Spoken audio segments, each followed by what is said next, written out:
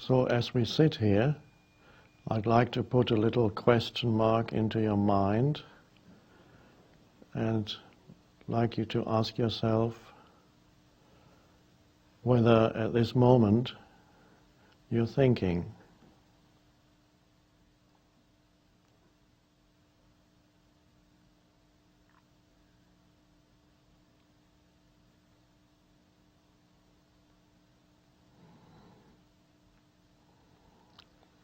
So, you will know the answer, and try it again.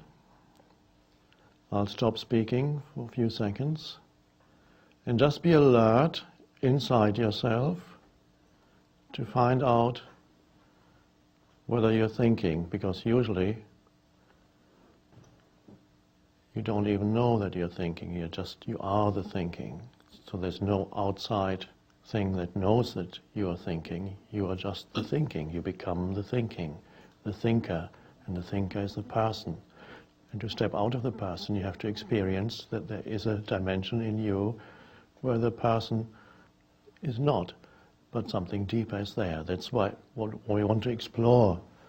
So again, a moment of stillness.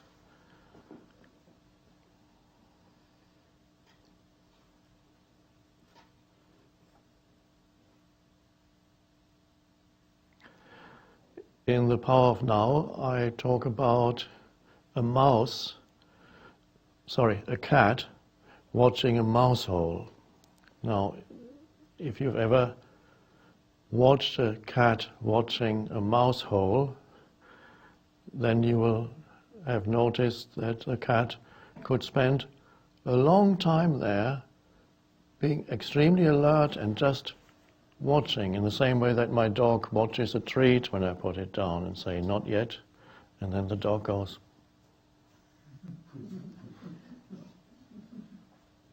And so the cat watches the mouse hole, is in a state of complete attention. So one spiritual master, I believe it was a Sufi master, said his teacher had been a cat. When he was asked who would be his spiritual teacher, he said, a cat, how is that? And he said, I watched a cat watching a mouse hole. And by watching a cat watching a mouse hole, I realized I awakened. Because by watching a cat, he entered a state of alert attention in which there's no thinking, like now. Just that. Just a short moment, but it's not matter how long. It's a wonderful thing to realize that you can not think. It's a wonderful thing to realize that you are still there when you're not thinking. As Oprah said when we started for the first time with a moment of silence, and then we started to talk again, she said, okay, I'm still here, I just checked in, I'm still alive, I'm still here, I haven't disappeared. One more time. Be alert. You need to be alert to know whether you're thinking or not. So there's an alertness, like a cat, and there may be thinking or there may not be thinking, there may just be the alertness.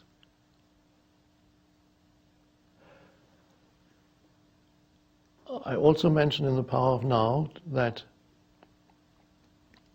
another question you can ask yourself is, what's my next thought going to be? I'm going to just watch out, see what the next thought is that's going to come into my mind. And if you're very alert, it'll be quite a while before the next thought comes. But the moment the degree of alertness decreases, thoughts come flooding back in. It's interesting experiments you can do with yourself and your mind. Now, from the point of view of the usual thinking mind, the realization that there is a dimension in you where thinking either does not happen at all or becomes unimportant, to the thinking mind, that is either a threat or completely uninteresting. Because what could be less interesting than not thinking? So from the point of view of the thinking mind, the state of consciousness in which there is no thinking is either a threat, oh, I don't want to go there, I'm going to disappear. But of course Oprah didn't disappear after the stillness. I'm still there, I'm still alive. And then when she said that, I said, perhaps you're even more alive now. And that is pointing to something. There is an intensification of aliveness when you begin to enter that, let's call it, dimension in yourself. The dimension in which compulsive thinking doesn't operate anymore. But you have to be careful, because you could easily, what we're doing here is we rise above thinking. We become so alert that thinking either doesn't happen or is seen as unimportant. From there you can easily suddenly drop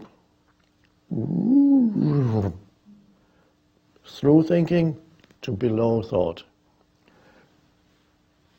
In other words, you go towards sleep.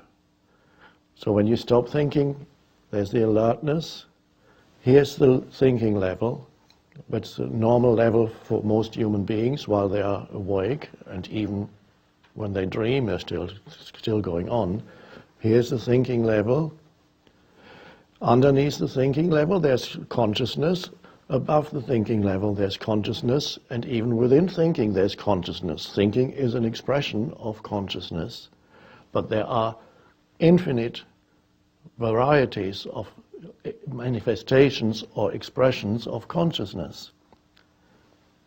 This flower is an expression of consciousness taking on the form, this beautiful form, incredible beauty. Consciousness being born into forms. And consciousness, not all consciousness is form. There is a dimension of consciousness that is formless, out of which all forms come, the ground of all being. And that's what we are exploring here. Thinking. You rise above thinking, or you fall below thinking. My dog is below thinking. Now, that doesn't mean that the dog is stupid. The dog has its own intelligence, and in some ways, the dog is superior to humans, in some ways. For example, it's more joyful than most humans, has more fun than most humans, lives more intensely in the present moment where life is than most humans, doesn't worry like most humans do, and is loving towards all beings. Some dogs are loving only towards certain beings, but our dog is loving towards all beings. But the dog doesn't think. The dog is conscious, but there's no conceptual thinking. I'm sure the dog doesn't have thoughts. As we have the other day, the dog was in the bedroom in her little house. Quite late, it was already night. The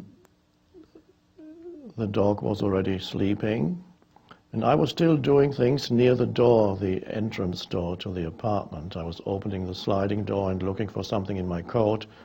But when the dog heard the sliding door near the exit, she came out. She must have woken up and heard a noise, came out running to see what I was doing, whether I was getting my coat to go out. So she came running, and then for 10 seconds the dog stood there looking at me and realized I was just taking something out of a pocket and I wasn't going out. So after 5 seconds the dog must have realized I wasn't going out and went straight back into her house and back to sleep. Now, did the dog begin to think in her house, oh, I can hear he's opening the sliding door to the wardrobe. I wonder if he's getting the coat out to go out, and then I need to have a look because he may leave me alone here. Okay, I'm going to have a look to see what's happening. And then the dog would go and look, oh, what's he doing there? Oh, I think he's just taking something out of his pocket. He's not going out after all. Why did I bother to come out? I might as well go back to sleep. Now, I'm sure that's not how it happened, but that's what would have happened for a human doing that. Now, the strange thing, how would that happen for a dog? Or the whole thing must have happened without conceptualization.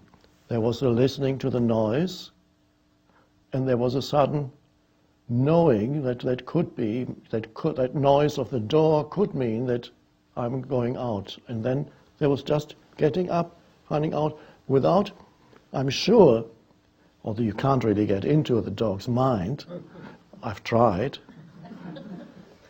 I'm sure it was without any decision-making process or mental commentary. There was just an immediately response to a situation, and then there was a recognition of what was going on in that situation, and immediately not a decision to go back to bed, but just a going back to bed.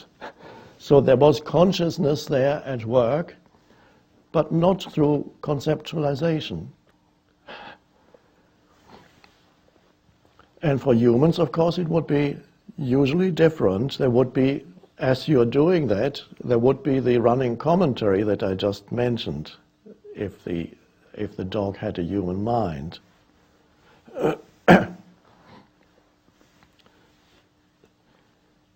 There are some anthropologists who have looked at the history of the human race, and they wondered where or how did thinking start? When did humans begin to think? And it seems likely that at first there was no conceptual thinking, there was only thinking in images. So when they closed their eyes, they could suddenly see certain images of things that had happened or things that they imagined. So at the moment they closed their eyes, certain images would be there, and when they opened their eyes, they still lived very much like the dog, just an immediate response without the interference of conceptualization. And then thinking started. And there's one anthropologist who has put forward the theory, he has some evidence for it, I forgot what the evidence is, but his theory is very controversial. But I believe, however, that he may be right. He believed that at first, when thinking began to happen in humans, and thinking in the sense of words in your mind, those humans at first thought that some entity, a god or a spirit, was talking to them. And so the voice of the god or spirit that suddenly appeared in their head said, oh, you better go to the lake and make sure that you catch another fish. And they would go, oh, why is there no fish today? So somebody is talking. Why don't you go there? There might be a better catch there. Okay, thank you. I got a message. I should be going there. It was their own thoughts, but for a long time, because it was something new, they didn't realize that these were their thoughts. They believed some spirit helper, something was telling them to do something. And then, of course, sometimes it might also be the same kind of voice that is telling these days the terrorists to go and shoot people. You must shoot these evil people. Go, do it. Oh, okay, I'll do it. No idea that they are obeying something that is in their own mind.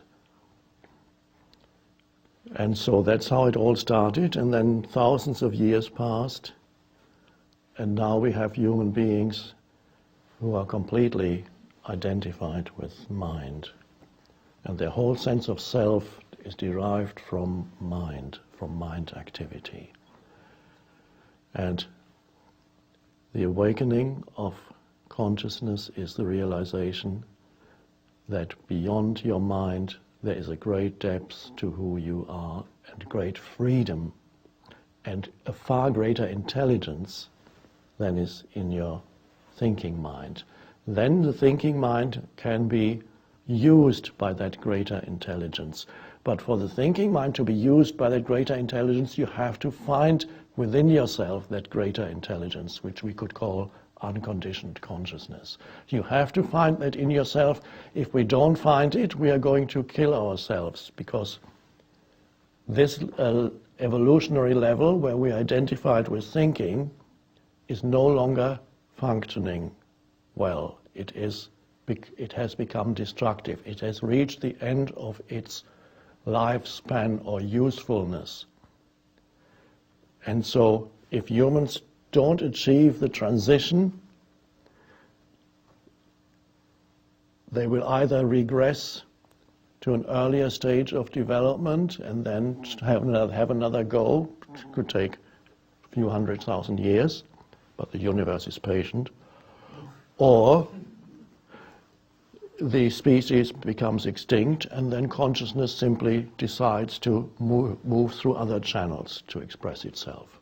It could be another life form very easily. Consciousness does not mind through which channel it comes into this world, but it wants to come into this world. I don't know why, but I know that consciousness wants to be born fully into this world from another realm, from the untimeless, unmanifested, where consciousness does not evolve. It's already full and complete because it's timeless. But from the timeless realm, for consciousness you can use other words if you want. The Tao, God, transcendental reality, doesn't matter, just words. That which we cannot name, it wants to come through the forms into this world and somehow do something here. Perhaps it wants to dissolve this world, to outshine this world, to transform it, to spiritualize matter. Transformation of the entire universe.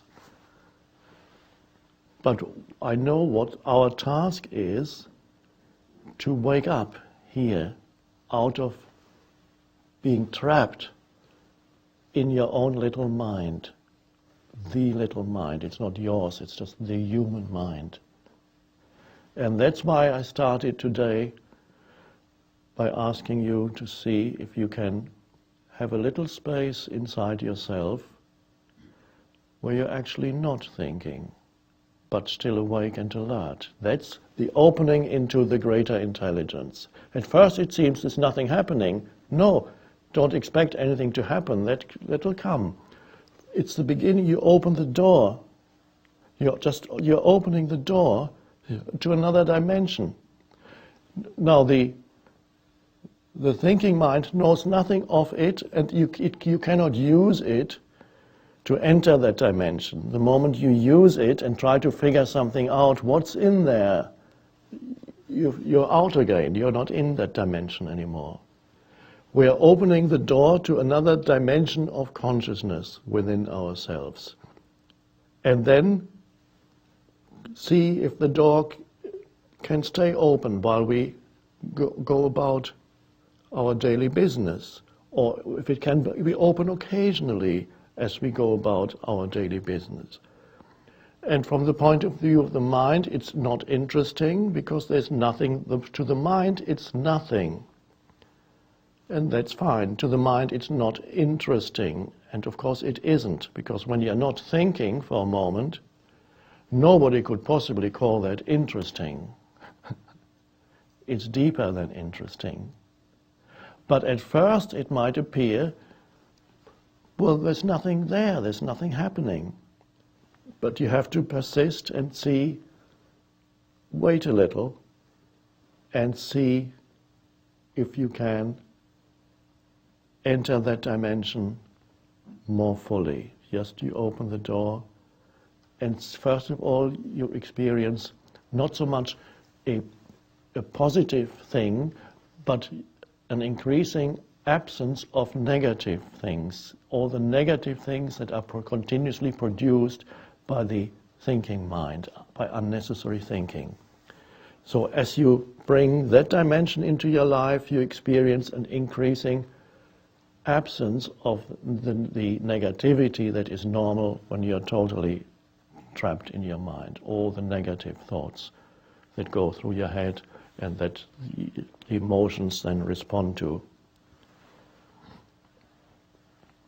So our destiny is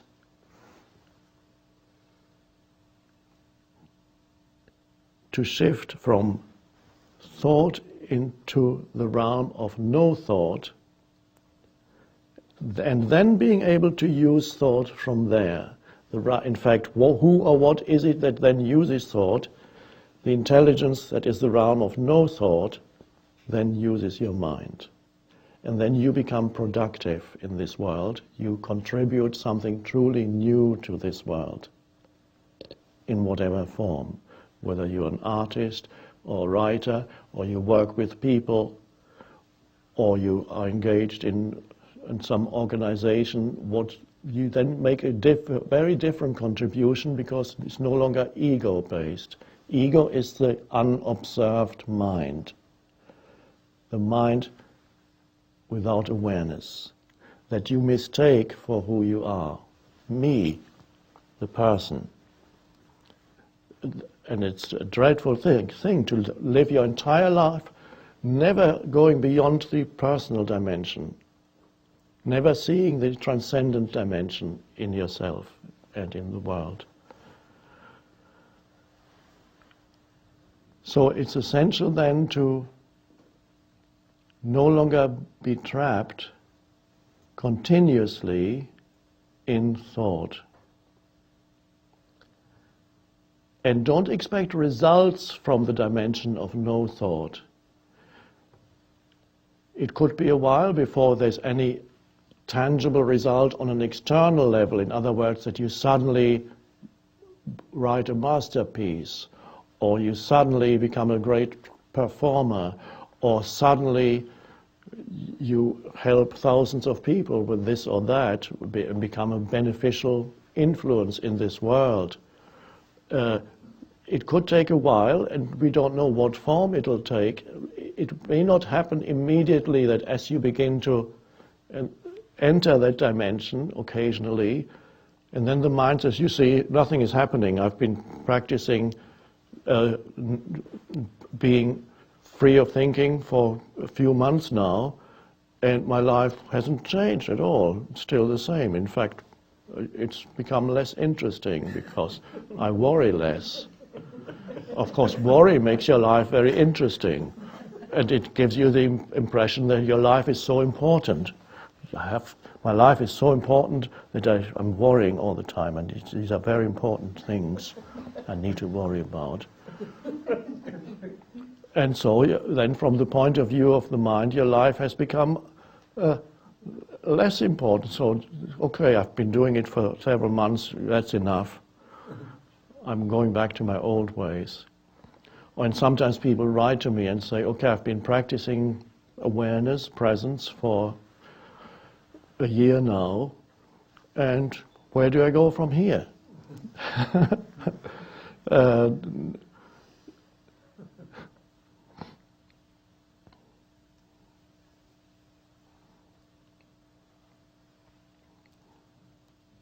There were years when I lived mainly in the state of awareness without many tangible results. Occasionally I would help people, that was very nice, I enjoyed that. Help would, not I would help, but help would come through that opening.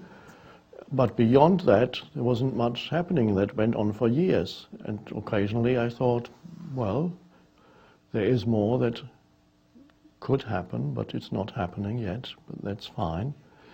And in the meantime, I realized retrospectively, there was whatever words we use are not quite right, but let's just put it like this, there was a build-up gradually of energy, of presence power, one could say.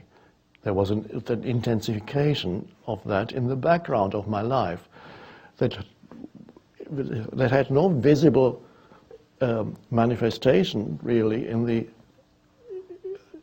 external, not very much. And so that presence was there, and one day,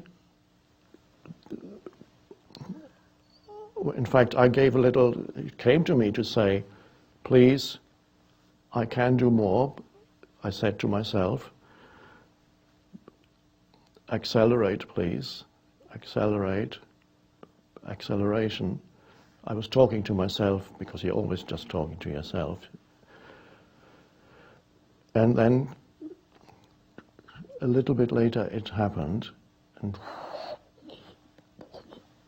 then the energy stream came that became a book, and so on, and an intensification of what I was doing already on a very small scale, but suddenly there was a coming into this world. But for years there was just empty space mostly inside, walking around and just very pleasant, enjoying the beauty of every moment, of the trees and of the animals. And something was there in the background, and then finally it came into this world. And perhaps it may well be that after a while the energy stream that goes out may subside again, and I just go back into just the space. In some way I do that continuously, because after a talk, you go back into... So there's the coming out of the consciousness stream, going into words and into energy that flows out, and then the return into just stillness, space. No need to think very much, unless there's something to think about. Where am I going for dinner? Where do I have enough? But even there, it's amazing how many things you can do without unnecessary thinking. And just to experiment, I recommend that you experiment in your daily life. This is the most beautiful spiritual practice.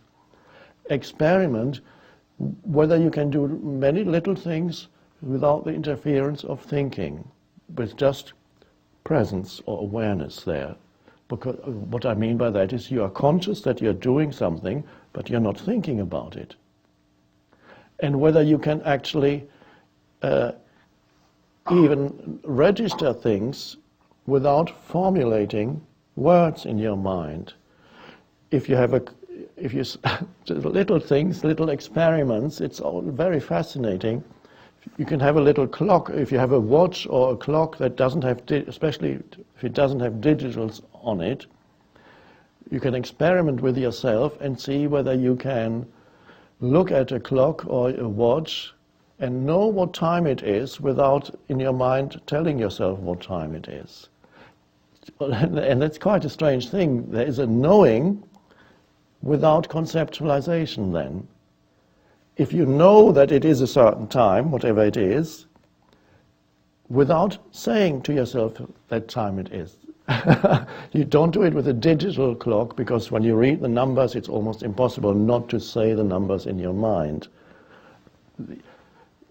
Just one little experiment, and then many other things. When you're doing a certain task, every master, the moment you become a master, you don't think anymore.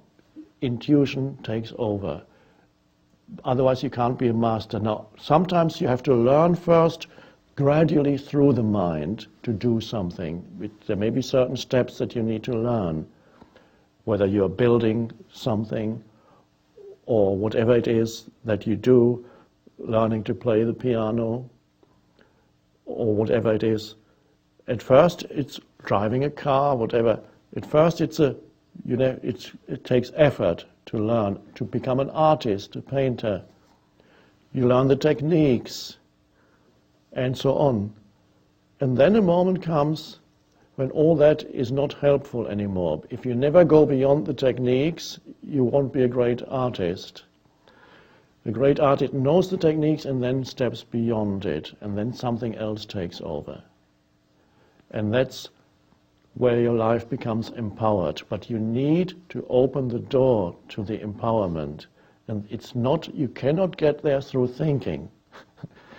And even something that seems to be an intellectual thing, like writing a book, if there's any inspiration or power in the book, whether it's fiction or non-fiction, it has to come from the place, the empty space inside you that you go into, where you, for a moment, you close your eyes,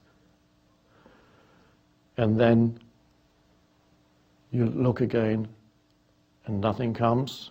You go back, and you look again, until something comes through spontaneously. But it won't come spontaneously. You have to have learned, you need to learn to write first before you, before you can write a book, you need to be able to write. Or if you want to become a great tennis player, you cannot go into the state of no thought very deeply and suddenly step on a tennis court and take a racket and be immediately a great tennis player. You have to go through many steps first before the intuition can take over. But that's where the dividing line is between somebody who has learned to do something well, and many people do that, and somebody who brings in something new or goes beyond doing something technically well, where inspiration comes in, where empowerment comes in. So it's vital to find that dimension in yourself. So go around your daily life, see how much you can actually do without the interference of conceptualization. It's amazing, and observe yourself. Is it possible for you to be, for a moment, free of thinking at any given time? For example, now.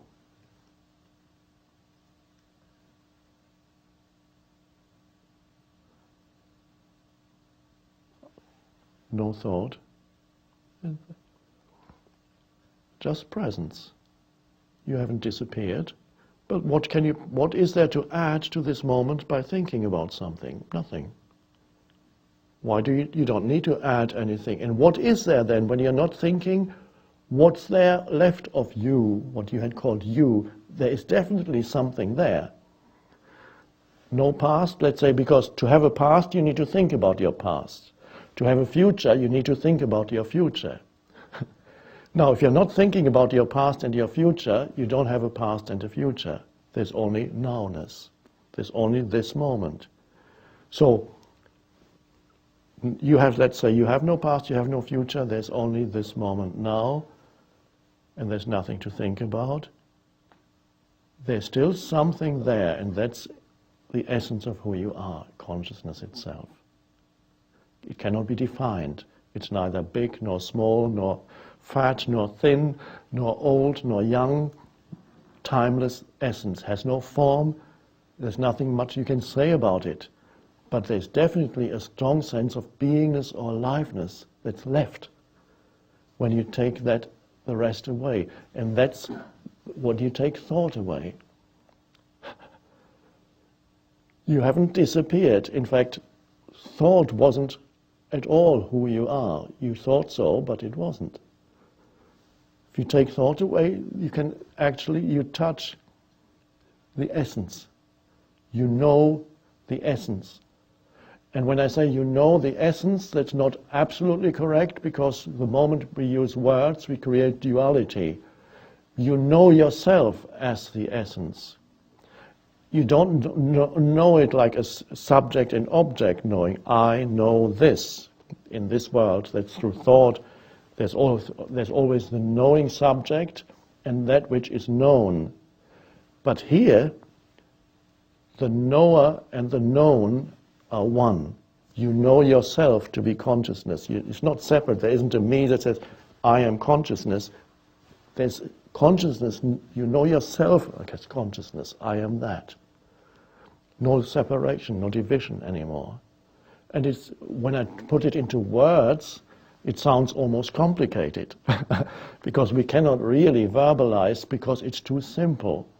It's not a differentiated state. Everything out here is differentiated.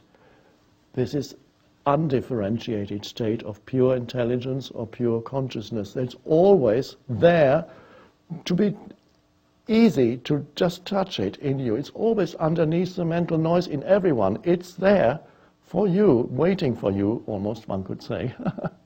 It's waiting, and it wants to come through you. Just open, and it comes through. It doesn't matter if you are a saint or a sinner. You open, there's a space between two thoughts, and it comes through.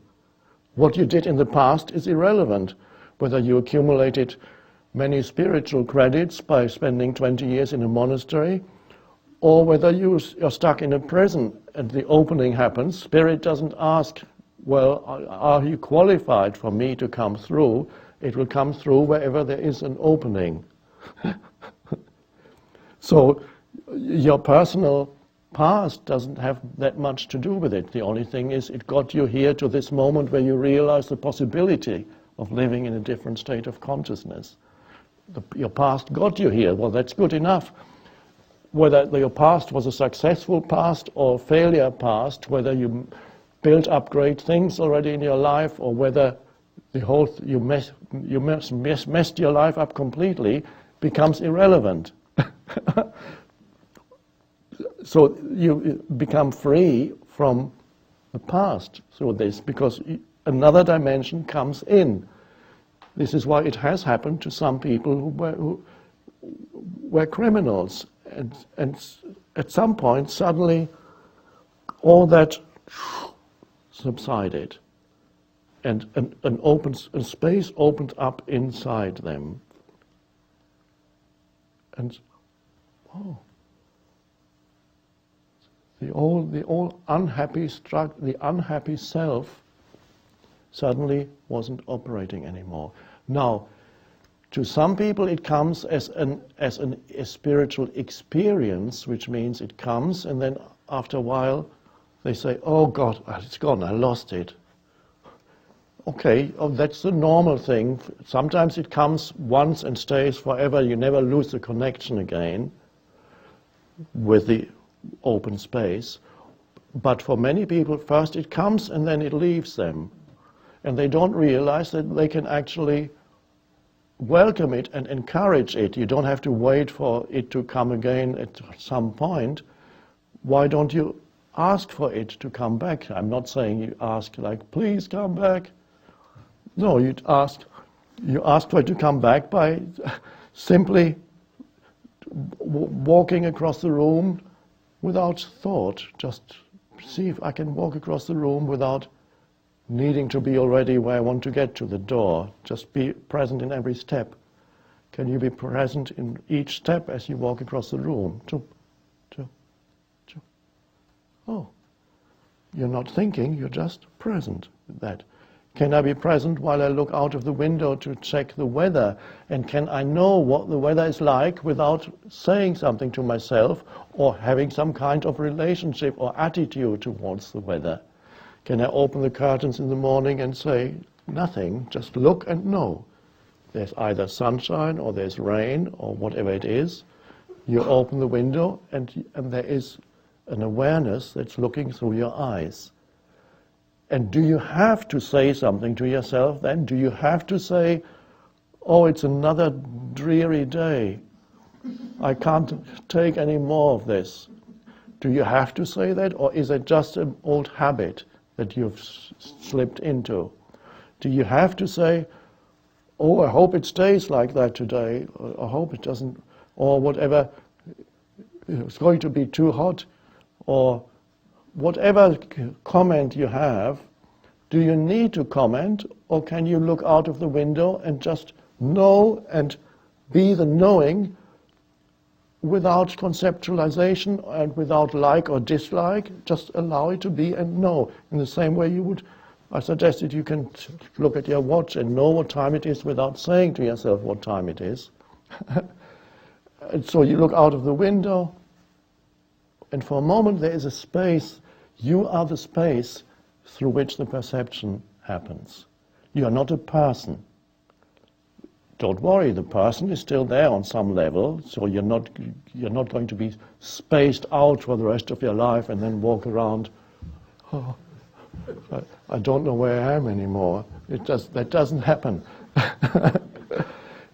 But it's a wonderful thing if you realize that you can actually be there as the conscious space for whatever you are looking at.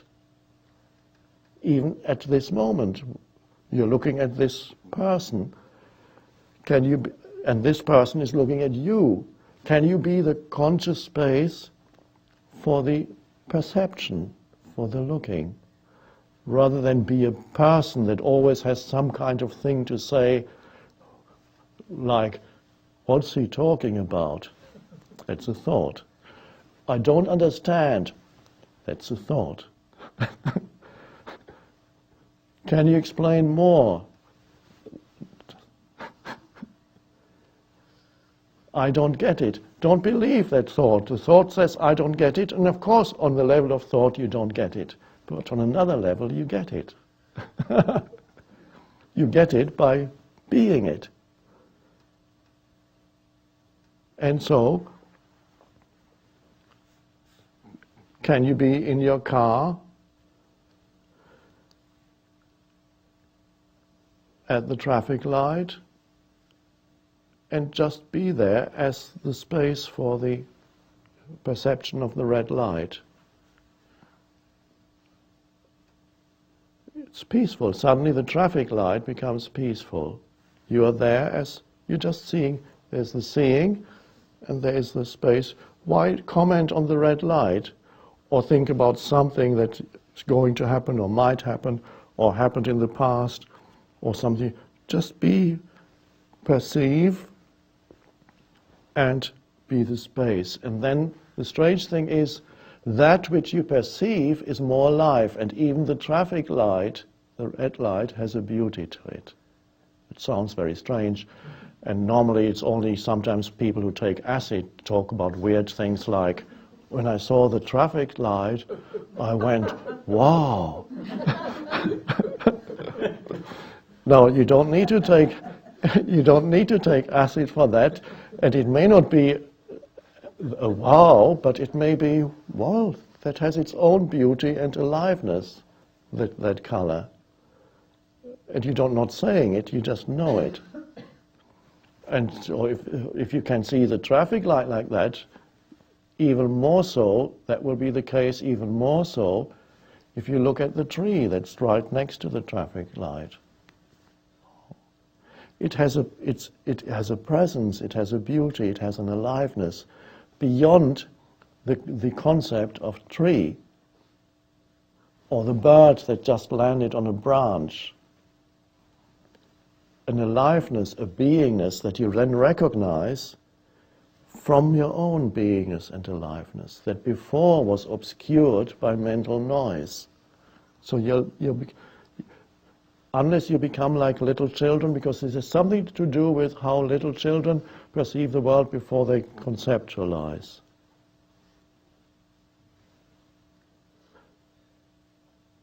Unless you become like little children, you cannot enter the kingdom of heaven. Oh, so that's what it is. But it's even deeper state than the child state, because the child still has to go through the thinking stage and then come out of it. The child has certain things still in common with the dog, not quite, but still no conceptualization, just wonder. And so that's a gradual practice of choosing to step out of the conceptualizing mind whenever it is unnecessary, which is about, depending on your life activity, 80% of the time.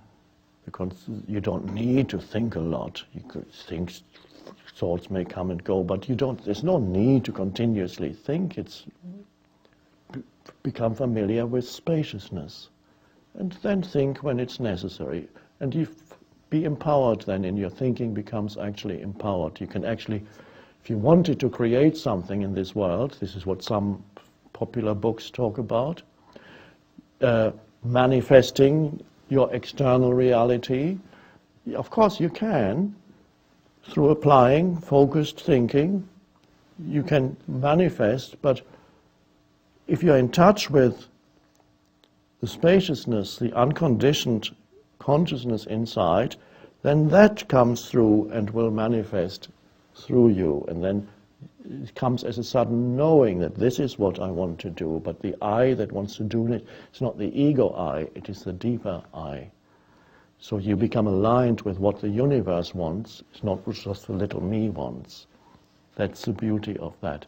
So you can then, you as the greater consciousness, can manifest if you want to. Don't fall into the trap of believing that something that you manifest is going to bring you fulfillment. It's only on an external level. The fulfillment needs to be there already now.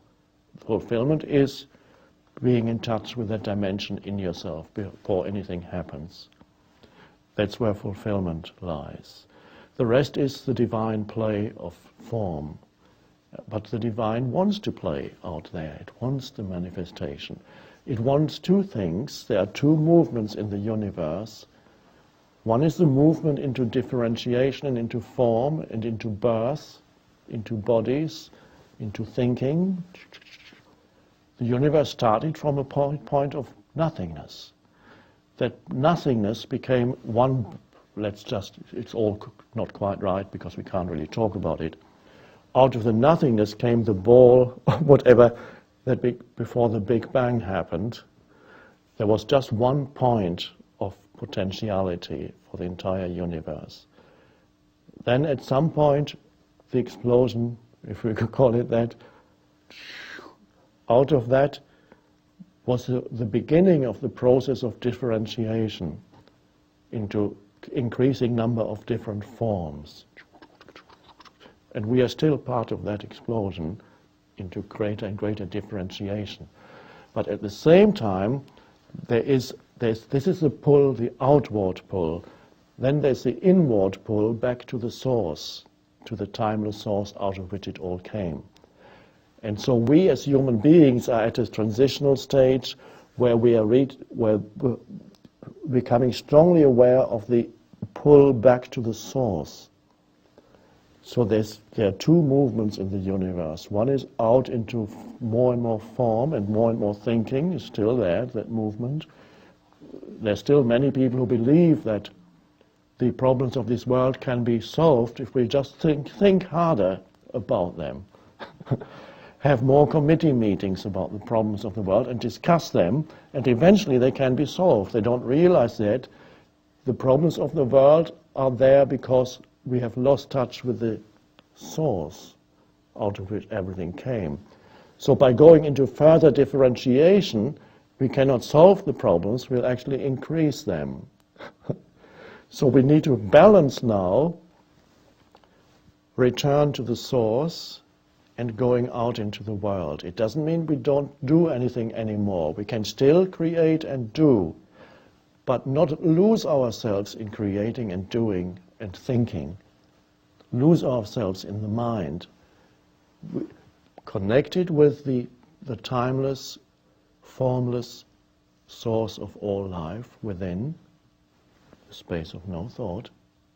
Connected with that, then we can create, not we as persons, but we as a universal movement of consciousness, Consciousness wants us to be co-creators of the universe, of form. So we can be that, but only if we are connected. We need conscious connection with the source. So that's the destiny, that's your life purpose, that's why we're here. And if it sounds complicated to your mind, it's only to the mind, it's not complicated at all. It's actually very, very simple. It's so simple that you can't even think about it.